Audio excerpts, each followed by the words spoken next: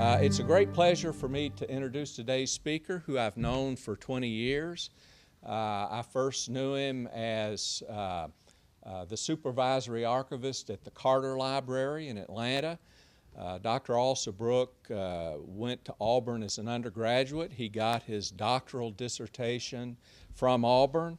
I even have here his doctoral dissertation. We don't allow dissertations this long anymore. Alabama's Port City, Mobile during the Progressive era. David got his doctoral degree in history from Auburn. He worked in this department, Special Collections and Archives, as a graduate assistant. He went from here to the State Archives and then, as I said, to the Carter Library. He was the founding director of the first Bush Presidential Library, and he was the founding director of the Clinton Presidential Library, where he still serves in that capacity. So without any further ado, I give you David Alsobrook.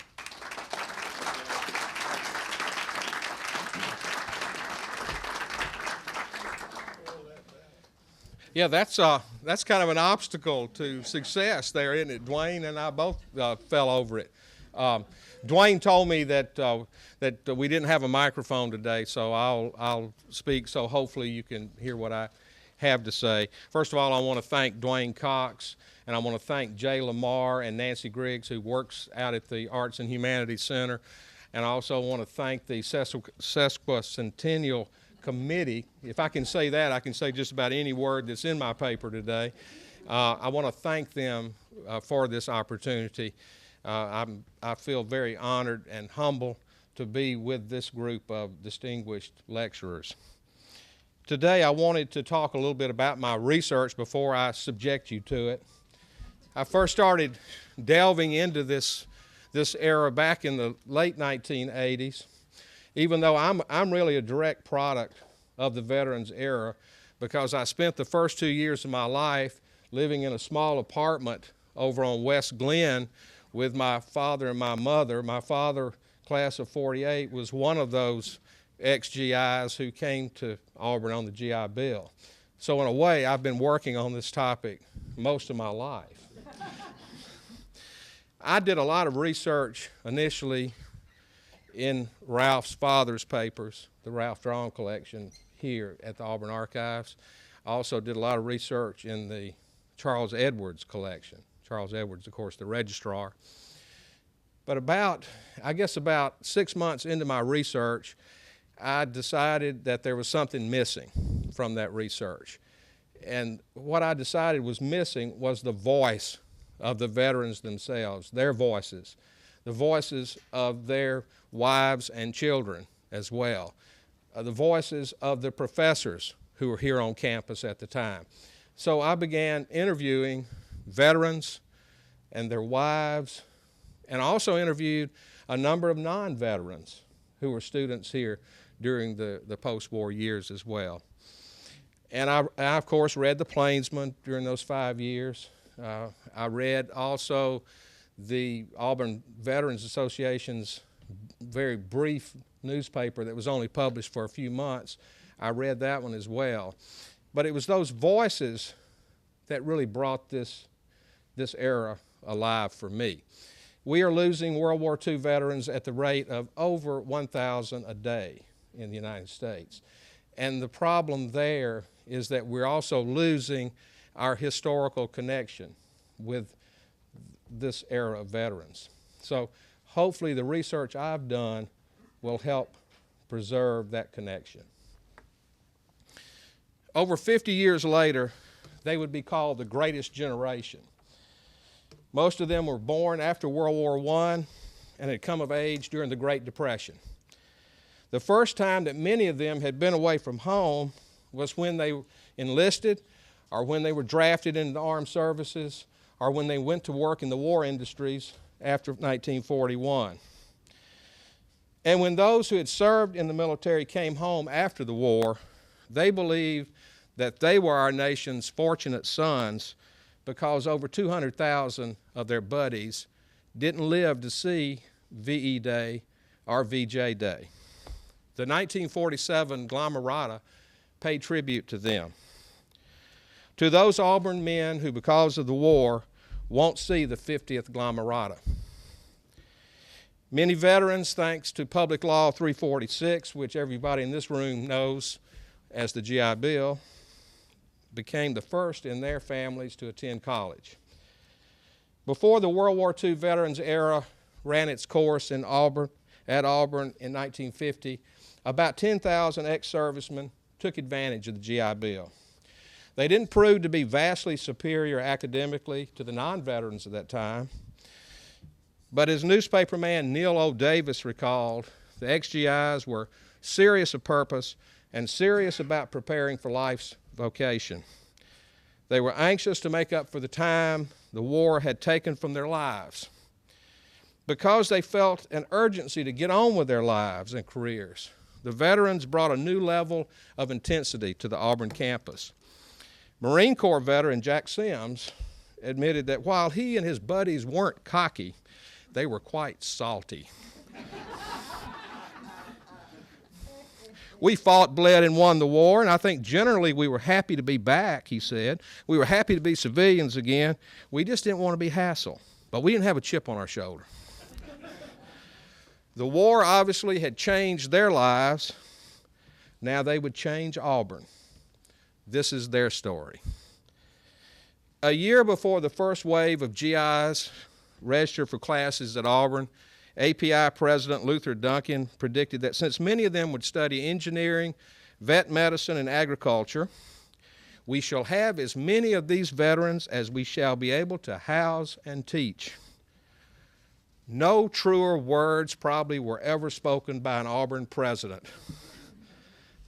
Duncan later estimated that the total veterans enrollment for 1946 winter quarter would be around 800.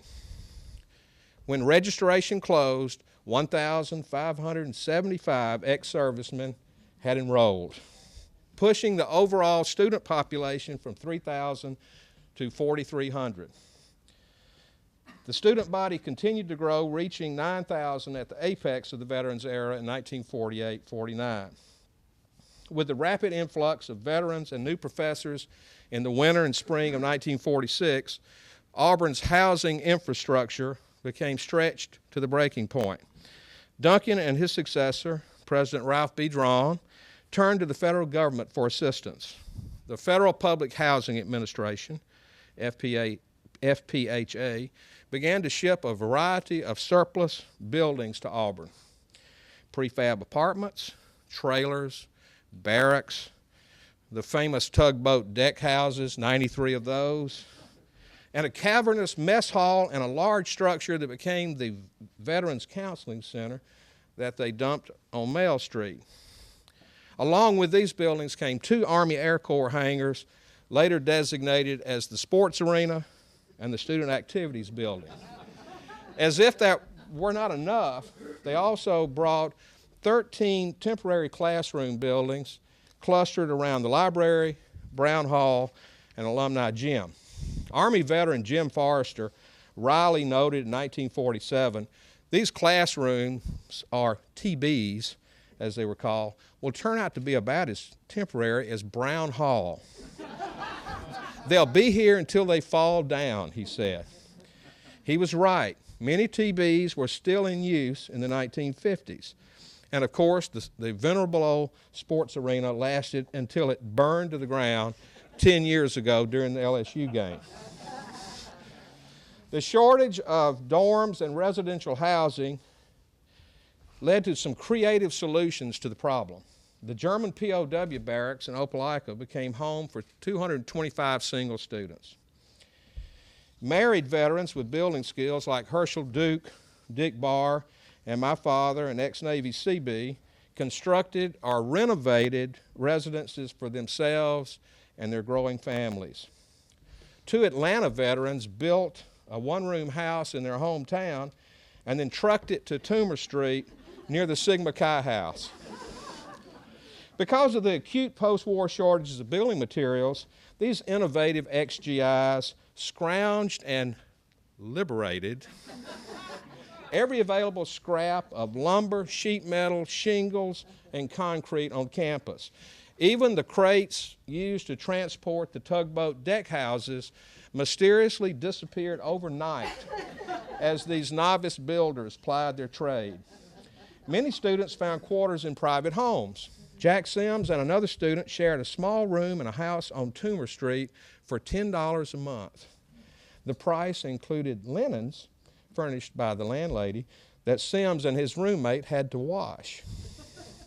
3 Dothan veterans managed the porch house on North College, so nicknamed because its front porch was encased in canvas, thus expanding the house's total occupancy to 21 veterans, including 2 married couples. Episcopalian Rector William Byrd and his wife housed 6 veterans, 1 in the room with their 2 sons, 2 in the kitchen, and 3 in the church belfry. Carolyn Knight Tamlin recalled the accommodations at her in-laws' home. When my husband, Billy Tamlin, his brother Buck, and cousin Bill Feaster returned to Auburn after World War II, they brought service buddies with them who all moved into Billy's parents' house on Armstrong Street. To this day, I cannot figure out where they could possibly all have slept.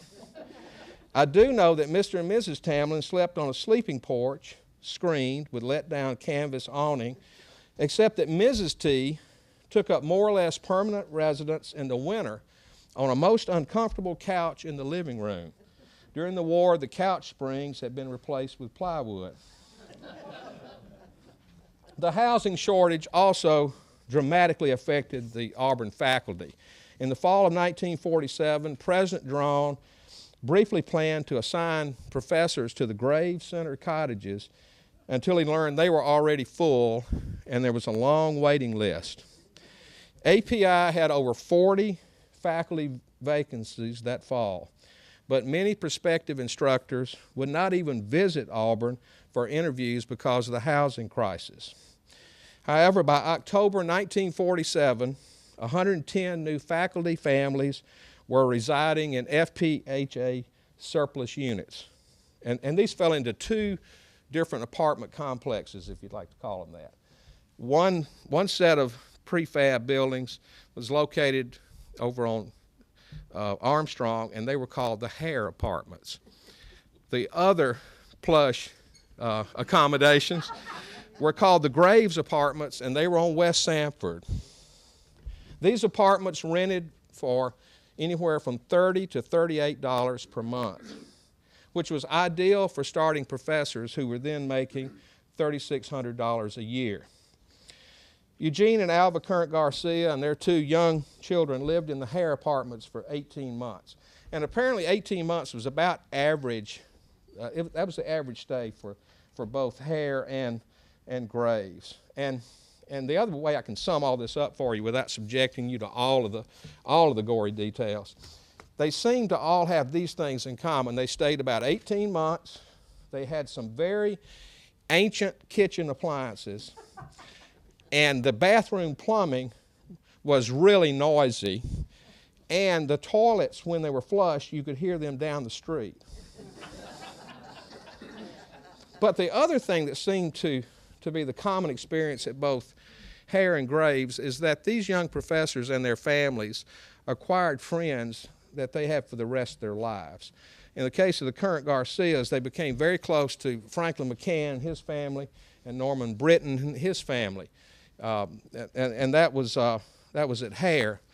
Now at Graves, it was very similar to that. Again, noisy, clanking, plumbing, trees growing up through the bathroom floor, holes in the wall big enough for the kids to share little golden books through the walls. But once again, those long-term friendships. The current Garcias came from Baton Rouge to Auburn, and they acquired their friends. Cliff and Lorraine Burnett came from Ruston, Louisiana, where he was teaching at Louisiana Tech. And they, again, acquired a lot of friends living at Graves, including physics professor Ben Horline's family, who lived right next to them. The Horline's bedroom was adjacent to Cliff and Lorraine Burnett's living room. So imagine. As a result, neither family had any privacy whatsoever in that apartment. And once again, they stayed 18 months. The Burnetts, again, acquired a lot of friends, including professors and their families, like chemistry professor Jelks Barksdale, physics professor Howard Carr. And the interesting thing about the Hare and Graves apartment residents, they used to argue over who had the best accommodations. And really, the thing that's really ironic is those veterans' families who couldn't get in either Hare or Graves because of the lengthy waiting list, then they felt very jealous of the people who lived in Hare and Graves. For example, Carolyn Tamlin explained, "We felt a bit envious of our Hare friends.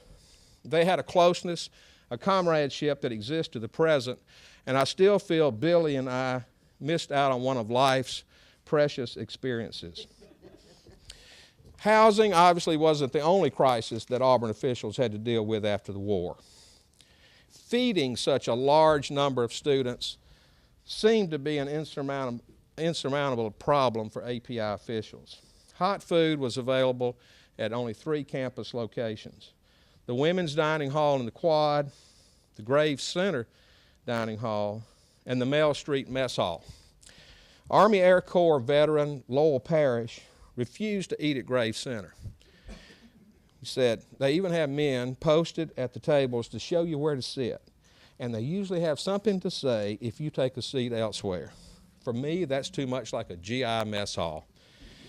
And Jack Sims agreed. He said they had stood in all the lines they wanted to stand in. So the ex-GIs avoided anything that reminded them of the military. However, if you'll look at the glomerata for those years, all you see are long lines in those photographs. So they continued to stand in long lines when they were here. Most veterans liked to eat at the famous Auburn Grill, Jake Fortner's hamburger joint, or boarding houses like the Greenhouse, which stood on the corner of Thatch and College. And of course, there were the fraternity houses. And I'm convinced that a lot of people joined fraternities in the post-war years so they'd have a place to eat and sleep. Among the fraternities, the Kappa Sig House reportedly had the best cook and the most flexible serving hours, and averaged about 150 to 200 members in 1947-48. The Kappa Sig house mother suspected that they were feeding more than 200 men at that time. You'd have to ask Jack to find out for sure, I guess. But the fraternity houses and the boarding houses probably reminded the veterans of their own homes that they had left behind before the war. Alan Jones, who worked at several boarding houses, vividly remembers the veterans at mealtime. They'd ring the bell, and of course I can't read this like Alan Jones can, but imagine him reading it. They'd ring the bell and all of them would run in, and we had these great big bowls of potatoes and beans, and they'd sit there and pass it until it was all gone, and then they'd yell for more, and there's a lot of talking and carrying on with each other, and they got to know each other. And so you'd have a crowd of 30 or 40 veterans who were friends just because they ate together. In fact, one of the bigger ones was the Greenhouse, where old Dr. Drake lived and died. And they had a big old porch at the Greenhouse, and everybody would gather out there and whoop and holler and yell at everybody going by. And then they'd ring that bell, and everybody would go eat. The food and housing crisis never really ended at Auburn, but simply became an accepted way of life here. With the exception of women, off-campus housing and dining became the norm for the majority of students after 1946. Beyond just housing and feeding all of these new students, Auburn officials faced a number of complex problems, including how to enroll the veterans under Public Law 346 and actually get them into class. And I think this is where Ralph Draughon probably made two of his most gifted appointments. and that was the head of the Office of Veterans Affairs, a man by the name of P.M. Mike Norton, who ran that office. And then he had a young assistant by the name of Robert Booty Llewellyn. And their job generally was to navigate the bureaucracy of the GI Bill and make sure that all the veterans were registered on time, that they got their allotment checks. But I think those two appointments were really invaluable to all the success that happened in that office. It had something to do with the fact that Mike Norton was a World War I veteran himself. He was also an old high school teacher and coach. He was used to nurturing these young men. Booty Llewellyn was a World War II veteran who also had been trained as an educator. So they were part of the educational process. But I want to say that I think the third member of that Office of Veterans Affairs who often gets overlooked when we talk about this time was a woman by a former Sigma Nu house mother, a woman by the name of Bertha Prowell. And she was given a very special assignment in that office. That was to deal with the veterans' wives.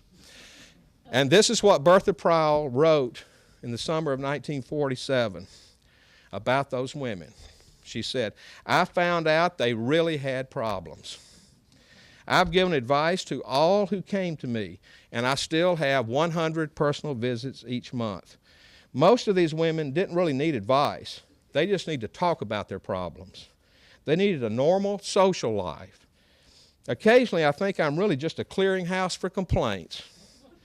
These young women away from home, in strange surroundings, on slim budgets, with husbands needing to concentrate on their studies, often with young children, deserve our attention and best efforts to keep them happy."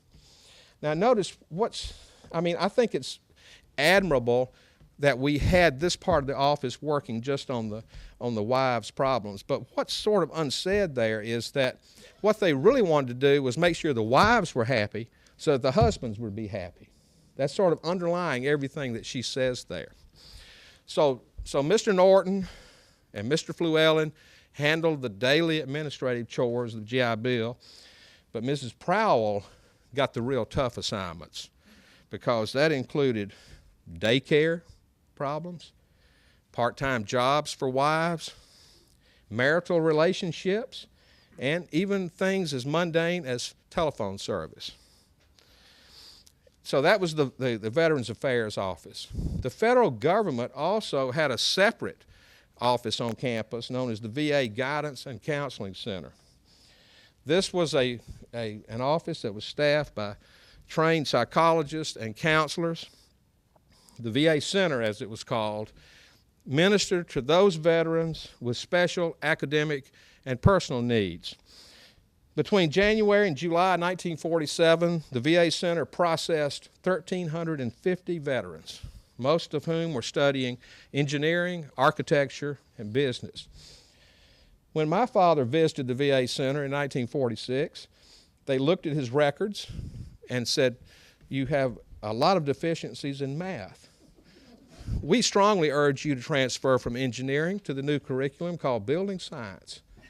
And he did, and he found his life's work in the construction business. The VA Center also offered very special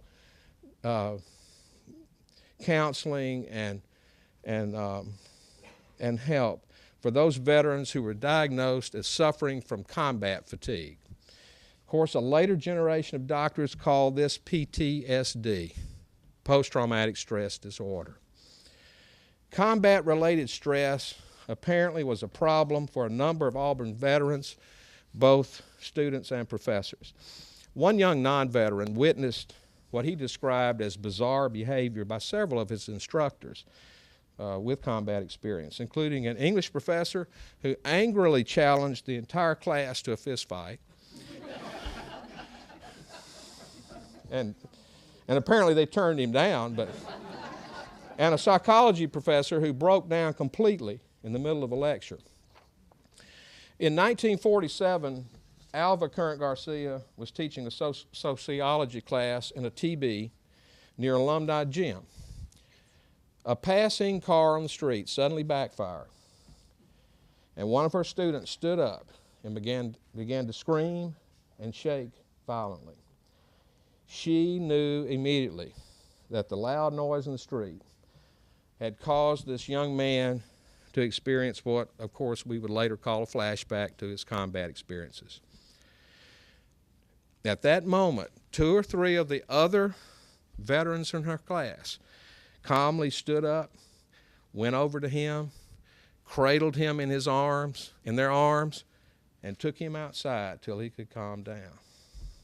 And the class, of course, deadly silent.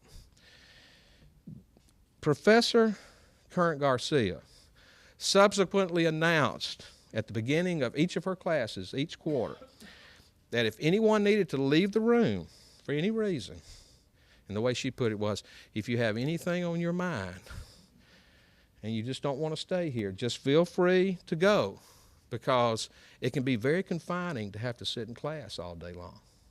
And that was her approach to the situation. Her sensitive approach to her veterans was fairly typical of how Auburn professors responded to such situations. The majority of Auburn instructors, regardless of their own wartime experiences, shared Americans' feelings of admiration and gratitude for these young men. Professors wanted to do their part in helping the veterans readjust to civilian life. Yet let me quickly add here that this attitude did not translate into giving veterans a free ride in class.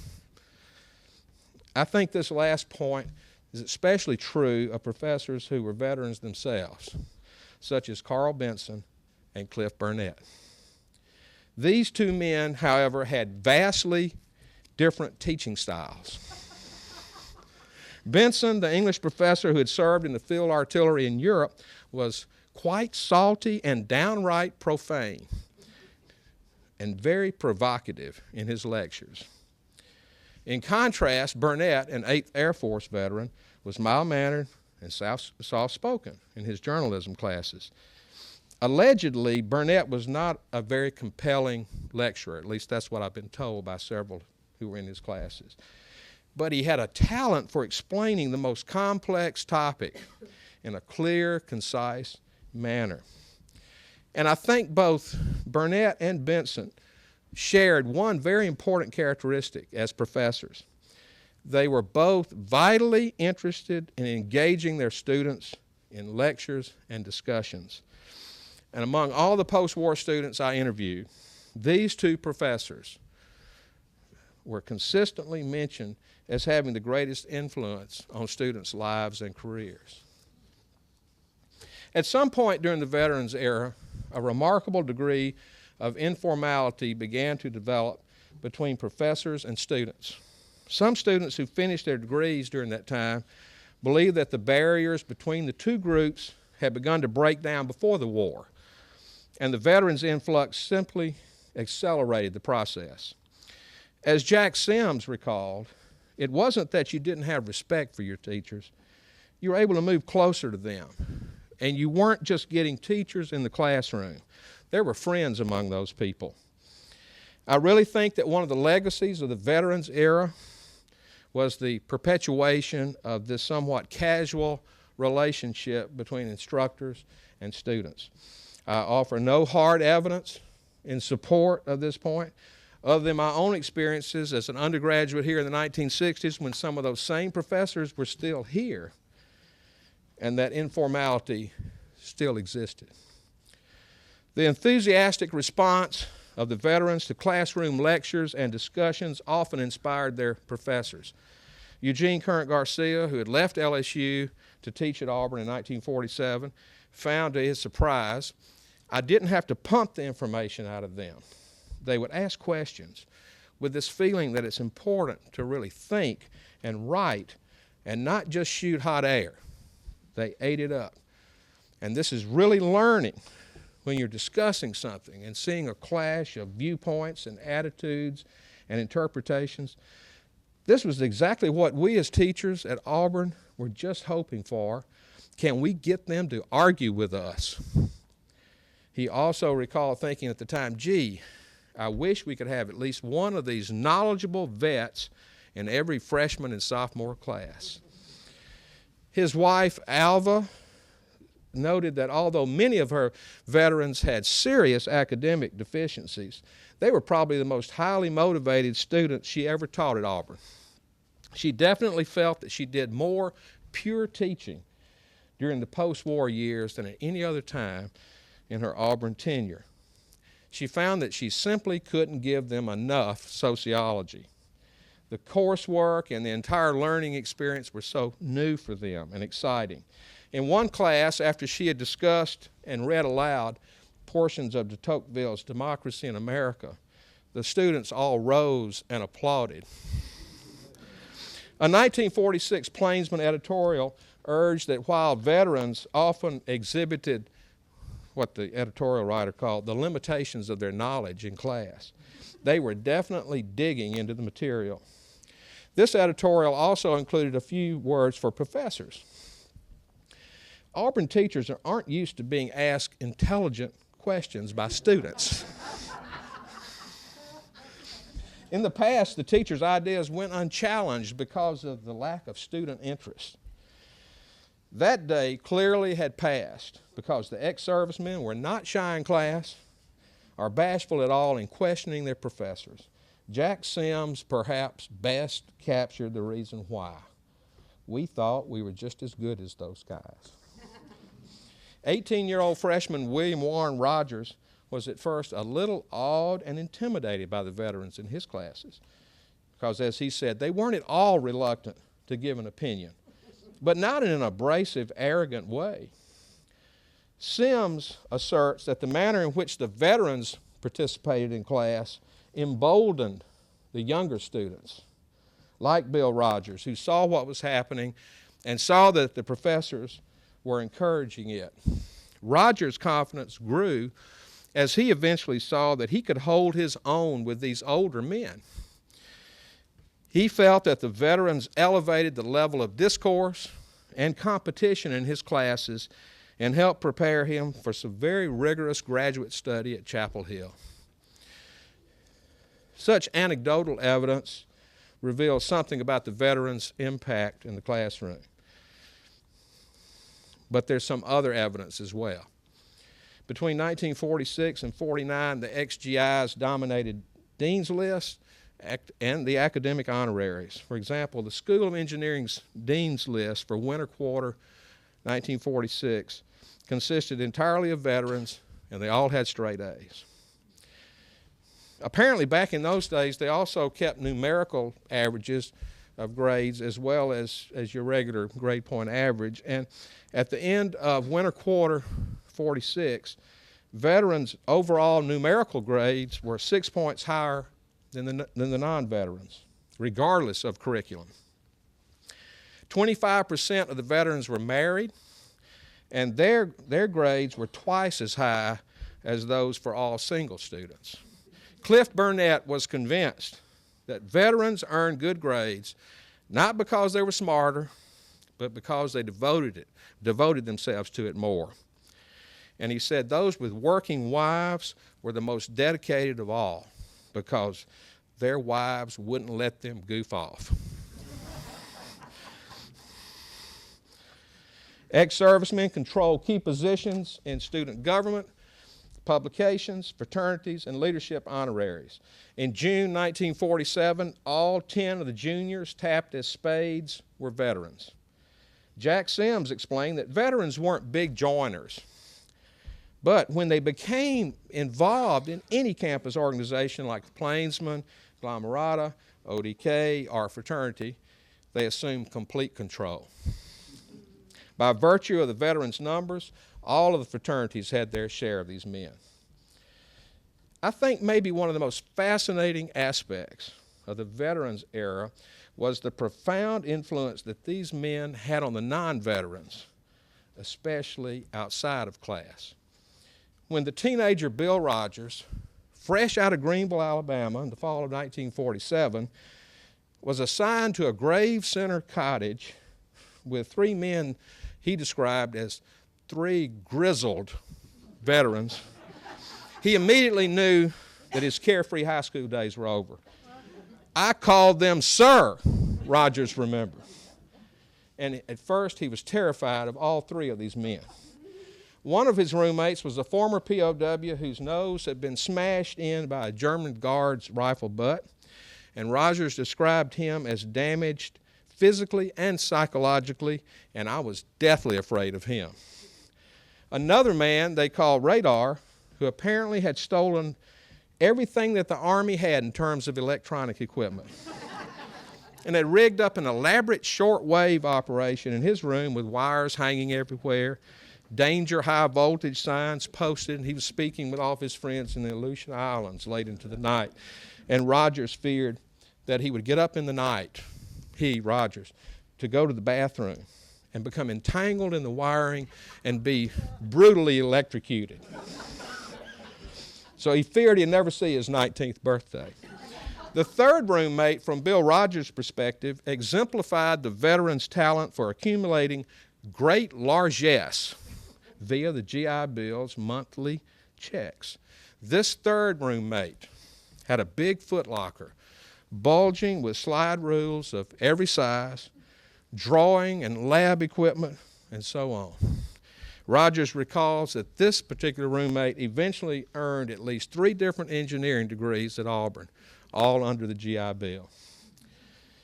In 1948, Bill Rogers roomed with Alan Jones of Andalusia at an apartment called the Garden Court Apartments, run by Ag Professor L.M. Ware on College near Ag Hill. 90% of the residents of the Garden Court Apartments were veterans. So Rogers and Jones were definitely in the minority there. And they soon found that they were assigned various duties by the older men, such as waking them up in time for class. Jones arose at 5 a.m. each morning to ensure that a veteran named Johnny Robinson would be ready for his first class. Jones remembers some mornings, I just couldn't get him up. But for the most part, the veterans treated Jones and Rogers like younger brothers, and they built up some mutual respect. Jones said, we had to wait on them hand and foot and look after them, but we sort of looked up to them because they were experienced men of the world, and they could tell war stories. God, they loved to tell you war stories, and it was a kind of learning experience for young kids like me. Bill Rogers agreed with his roommate Jones that being with the veterans outside of class was a, quote, different kind of educational experience. Rogers said he knew immediately what I was interested in. Fun, frolic, and hijinks and popular music ran totally counter to the serious, goal-oriented veterans.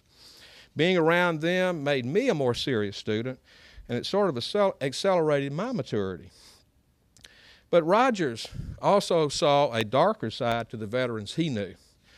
Some of them had problems, psychological problems. I mean, like they'd get drunk beyond belief or become morose, something like that. But I was too young to understand that either. But I figured because of what they had gone through, they were entitled to that. The non-veterans who pledged fraternities also fell under the influence of the ex-GIs. Edwin Crawford, an 18-year-old freshman from Coosa County, moved into the Sigma Nu house in the spring of 1948. Crawford succinctly characterized the Sigma Nu veterans as men who had experienced much during the war and tended to drink rather heavily and were pretty aggressive in dealing with younger students. Crawford, however, had a special family connection. His older brother, Will, who was a Sigma Nu before the war, had been killed in the Philippines in 1945. Some of Will's friends looked after young Ed and nurtured him during his freshman and sophomore years. During his second year at the Sigma Nu house, Crawford roomed with veteran John Schaefer, architecture major from Montgomery, Glamourata editor. Schaefer encouraged his young roommate to become involved with student government and the Plainsmen. Crawford's closest friends included several veterans, his first cousin Jimmy Thomas, Billy Harbert, and plainsman staffers Jim Forrester, Ralph Stringbean Jennings, and Graham McTeer. Crawford later named his youngest son after McTeer. Finally, and I know y'all are about had enough of this for now, but finally, in examining the Veterans era at Auburn, because of the tremendous impact that the XGIs had on so much of campus life, it's sometimes easy to overlook the effect that they had on Auburn officials like President Ralph Draughon. This relationship perhaps is best described as love-hate. Under the terms of the GI Bill, Draughon and his staff fully realized that API was obligated to absorb as many XGIs as wanted to enroll at Auburn. They could not really turn anybody away. The federal government spent about $20 million over 4 years in providing GI Bill benefits for Auburn veterans. But Auburn didn't really get this money, the university itself. In dealing with the veterans' influx, President Draughon had no historical precedents to rely upon. He had to improvise and experiment. And I'm not just saying this just because Ralph Jr. is sitting here amongst us. But during the course of this research, one of the things I found is a great deal of respect for Ralph Draughon. I think somebody who was a lesser man, who had less intestinal fortitude than this man demonstrated, could not have survived this period in post-war years, because it was a tough time in Auburn's history. So he had to improvise and experiment. Draughon aggressively lobbied the legislature in behalf of what he called his Greater Auburn Building Program. And he eventually was able to get $3 million for new campus construction. That doesn't sound like an awful lot of money now, but it was in 1947. Magnolia Dorm opened in the fall of 1948, and within a year, the new forestry building, Wilmore Engineering Lab, the Ag Engineering Annex were completed. By 1949, plans were underway for the new schools of architecture and education. So, thus, by the end of the Auburn Veterans era, Auburn's basic campus design was in place and remained virtually unchanged well into the 60s.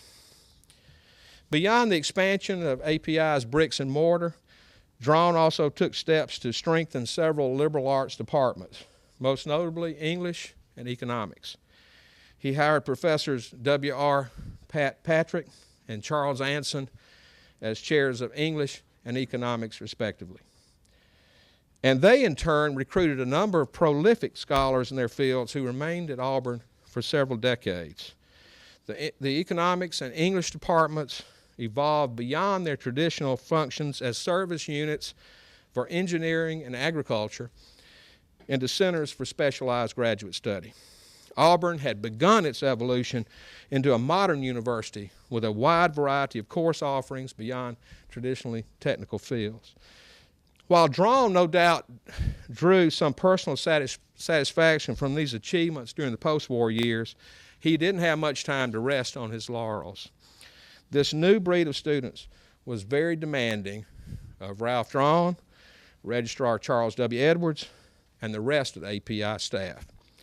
For one thing, the veterans loudly complained if they didn't like something, whether it was housing, food prices, parking facilities, poor professors, overcrowded classes, whatever. They didn't keep it to themselves. For example, in the spring of 1946, a group of married veterans in the college trailer park bitterly assailed API for not installing sidewalks, a women's bathhouse, and other amenities.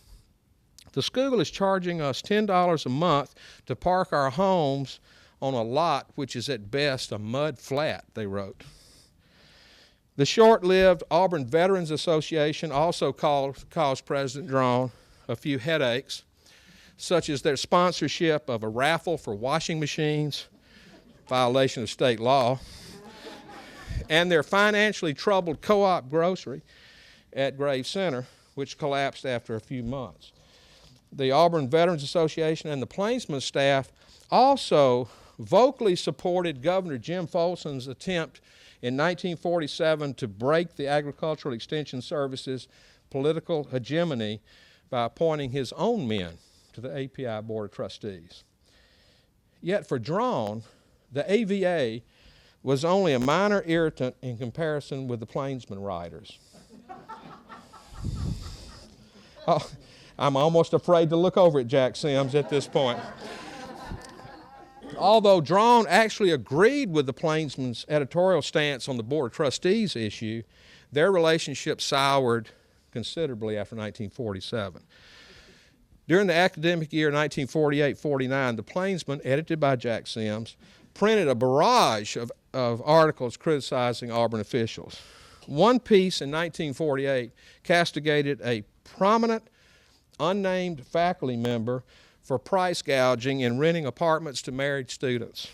Sims described the landlord as a common crook, the biggest penny pincher in Auburn, who broke practically every existing federal rent and housing law. President Draughon and virtually everyone else in Auburn who read the story knew that the unidentified landlord was Dr. Zebulon Judd, Dean of the School of Education. As Plainsman editor, Sims also wrote a series entitled Outstanding Departments. I mean, that sounds innocuous enough, in which he compared various schools and then went on to complain about the dangers of faculty inbreeding. President Draughon was very displeased with this series because he thought it would create some unnecessary animosity and unhealthy competition among faculty members. As any good journalism student does, Jack Sims developed some very good sources during this time, all over the campus. And one of his sources in the sports world was Danny Doyle, the baseball coach of Auburn. Well, Coach Doyle told Jack one day, he said, I'm going to give you an exclusive interview about my planned resignation, but I'm not going to give this resignation to Coach Hutzel. I'm going to give it directly to President Draughon. So Sims broke the story. On March 9th, 1949, Coach Danny Doyle resigns. Then I would say that Sims became the victim of a filing error, is the best way to call it, because President Draughon's secretary, Miss Berta Dunn, she took the Danny Doyle resignation letter as she got it, put it in President Draughon's box, and then she put, unfortunately, the article from the Plainsman on top of that. So President Draughon read Jack Sims' story before he got the baseball coach's resignation letter. That obviously was not a career-enhancing move by Jack Sims. The climax of the tension between President Draughon and the Plainsman finally came when Sims and his managing editor, Mitch Sharp, published their now famous April Fool's issue in 1949. This edition of the Plainsman attacked virtually every aspect of campus life and the administration. An editorial entitled, "Shoot 'em Down Like Dogs," was aimed at professors' teaching skills. And another satirical piece entitled, "The Perverted Village," attacked the adversarial relationship between local merchants and Auburn veterans. But here was the, as they say in South Alabama, the Coop De Grasse. This was it. It included an exclusive interview with the president, who was named as President Raffle B. Drone, who allegedly was leaving Auburn to teach PE at Lochapoka Junior High, and it included the exact words from President Drone's resignation letter, "To hell with it, I quit." For Draughon, the 1949 April Fool's issue was the final straw. He fired Sims and Sharp for violating API's publications policy regarding, quote, ethics, good taste, and common decency. The publications board issued a resolution stating that although the Plainsman editor had been reprimanded on January 12th and February 3rd, 1949, for intentional violations of API policy, there had been no apparent improvement in the quality of the paper. This particular episode, which has now become a part of Auburn lore, was much more complex than the short version that I just gave you. Jack Sims was fired because of the 1949 April Fool's edition of the Plainsman. Sims taking on both Draughon and the local merchants for more than a year certainly was a key factor in his termination. His managing editor, Mitch Sharp, had also written a series of articles critical of the fraternities. And Sims, as a Kappa Sig, was labeled as disloyal by his fraternity friends. T.C. Clark, director of student affairs, was decidedly pro-fraternity and asked Jim Forrester to write some positive articles on this topic to counterbalance Mitch Sharp's articles. Although President Draughon, with the acquiescence of the Publications Board, removed Sims and Sharp from the Plainsman, T.C. Clark probably also played a key role in the decision. Neil O. Davis, who served as an advisor to the Plainsman staff at that time, voiced strong sentiments about the firings. You could hardly say to young men who had put their lives on the line in France, Germany, North Africa, and Italy, you haven't got a right to come back here and exercise the free rights of the United States. We weren't about to do that. President Draughon, I know, secretly admired Jack and Mitch and some of those fellas, but they irritated the fire out of him. And he was under a heck of a lot of pressure, public opinion, especially from the Board of Trustees and the politicians. And it would have suited him if Jack and Mitch and Stringbean Jennings and that crowd had just gone off and expired somewhere. But yet he admired them. I'm confident of that. He was a decent man. He had a short fuse, and that's what happened to Jack. President Draughon may have had a short fuse, as Neil Davis asserted, but he also was apparently willing to forgive and forget. In 1962, Sims had just been named Associated Press Bureau Chief for Kentucky. He received a call from Edwin Crawford, then serving in the Auburn Alumni Affairs Office. Crawford offered Sims the position of the directorship of the Auburn News Bureau. Sims replied that he and his wife would love to return to Auburn, but I don't think Dr. Draughon would be interested in having me. Crawford responded, Dr. Draughon is the one who asked me to call you. Thank you.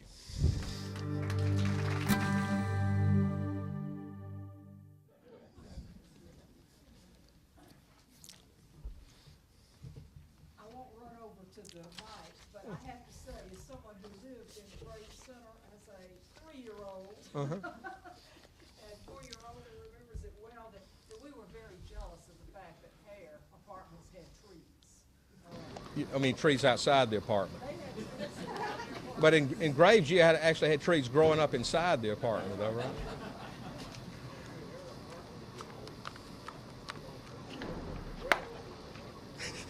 The back door. And you're right about the walls. My mother always felt that the reason I never learned to play bridge and things like that, but always liked poker, was because the people in the kitchen next to my bedroom played poker at all hours of the night.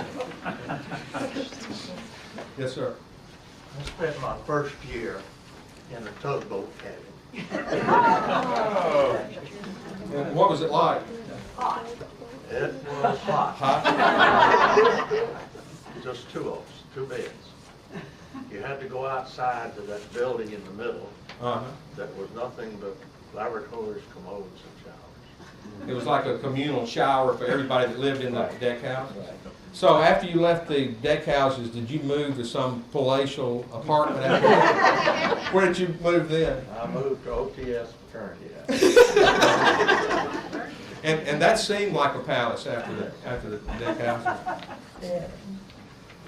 When I came here, I was looking for a place, and I found people living and had 2 bunks in closets, a single closet. And otherwise, I found a hallway in a big old home that had double beds up and down the hall for people to sleep. Now, I found the best place to sleep and to live was in Professor Salmon's rat lab. It was free, but the rest and I got along great. I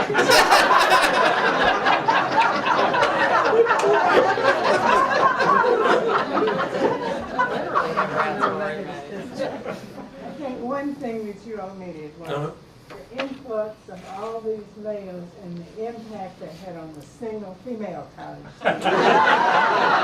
Would you like to elaborate? Now, you know, I've heard different stories about the ratio of males to females during this time. Do you remember what that ratio really was and what it looked like? 10 to 1. 10 to 1. Where are they now?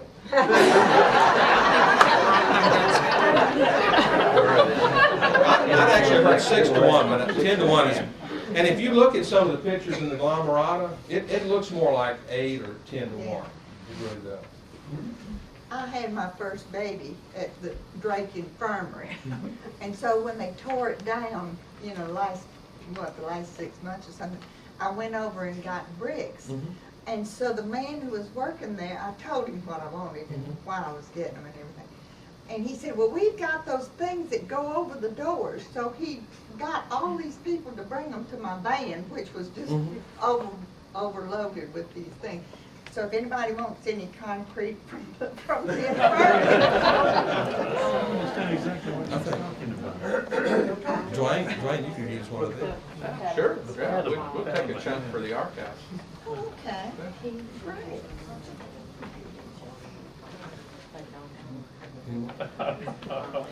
Refreshments in the room behind the reference desk.